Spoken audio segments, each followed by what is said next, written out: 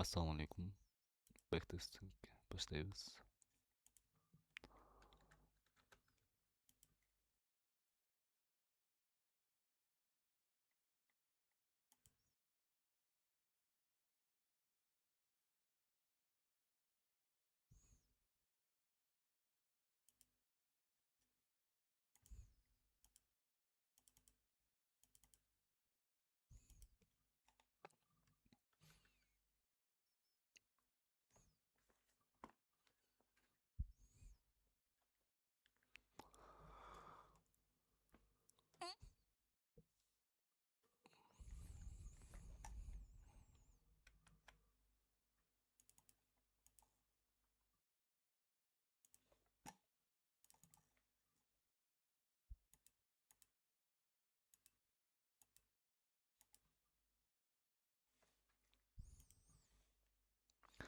Bir aylık timeframe'e gelip olacaktan likvidность'leri belirlеп алабыз.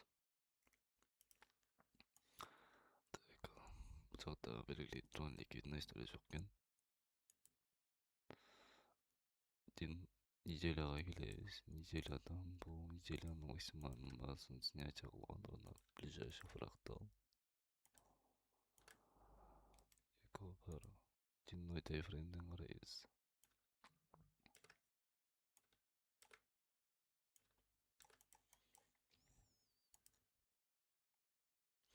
Тренд бул likvidностьтан реакция берген эмес, значит тренд биздики покупкага дагы деле өзүнүн күчү бар деп түшүнсөк болот.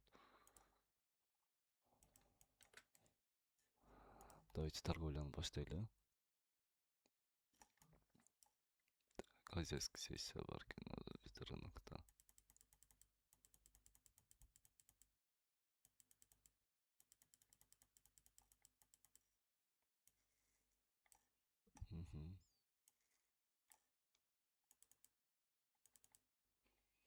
Азыр рынок ПДХны снятие кылды.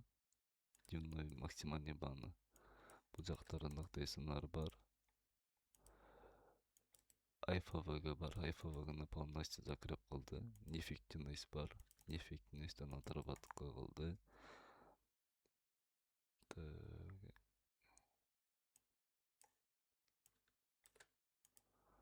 Продажа кирип көрөйүн бул жактан.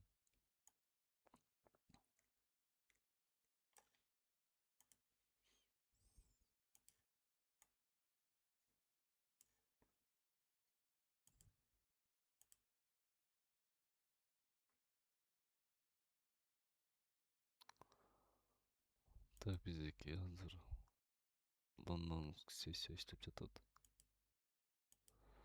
Лондон сессия Азиянын минимальный базасын снятие кылды. Биздики прибыль пока $939.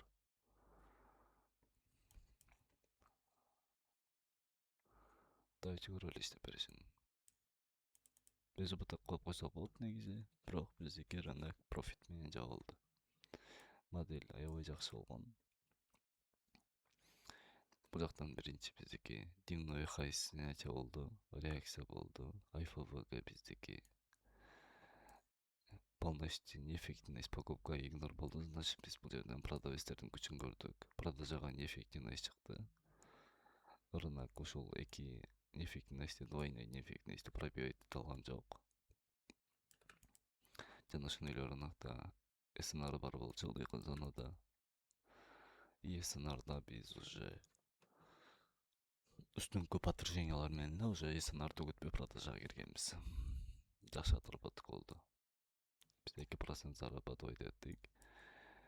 Эми кийинки модель өтөлү. Так.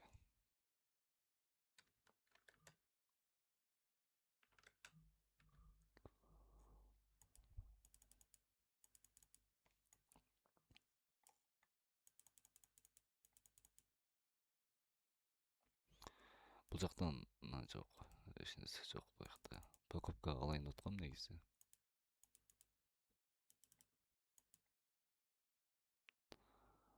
Так, бул жерде эмне бар? Бул жерде биздики АйФВГ бар рынокто.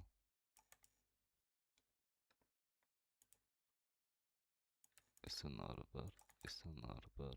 Покупкага не эффективность жок. Негизи бул жактан мындай назак да американский сессиясы жакшы иштейт булнчу. Вот мындай карамакмын да мен покупкага. Ылдыйкы ближайший фракталды алып туруп, вот покупкага мындай сделка ачып көрсө болот. IFVG бар, IFVGдан реакция бар покупкага. Вот.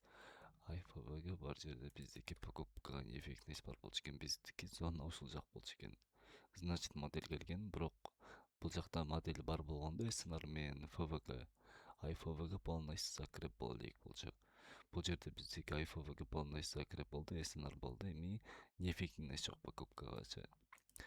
Давайте бул жактан дагы биздики SNR полностью подтверждение берилек болчу. Бул жакта покупкага неэффективность жок. Давайте пока сделкага кирип көрөбүз.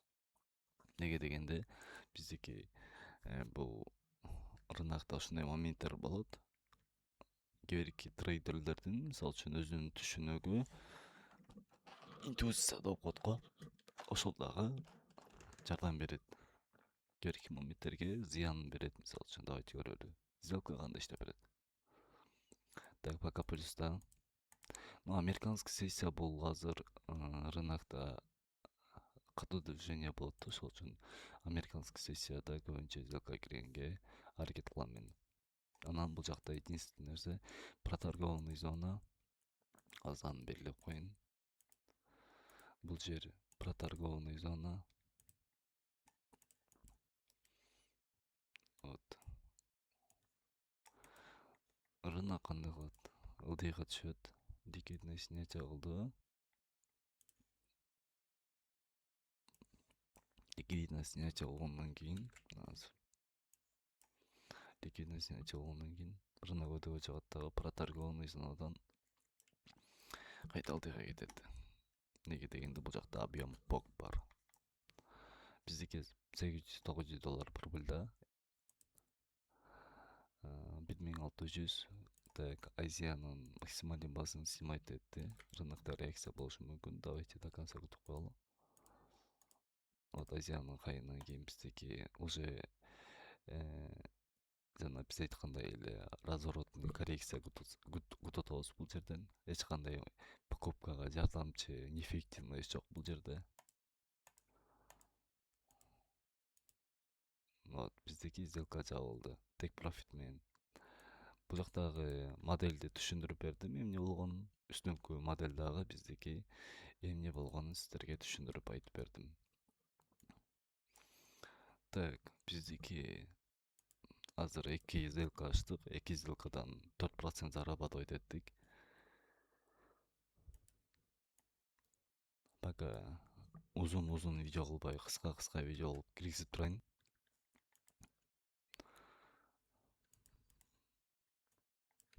Азыр.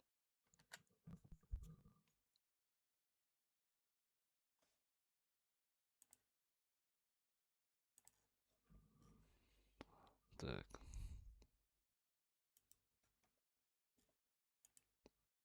Биз 2 сделка ачтык, бирөөсүн покупкага, бирөөсүн продажага. Экөөнөн тең прибылга чыктык.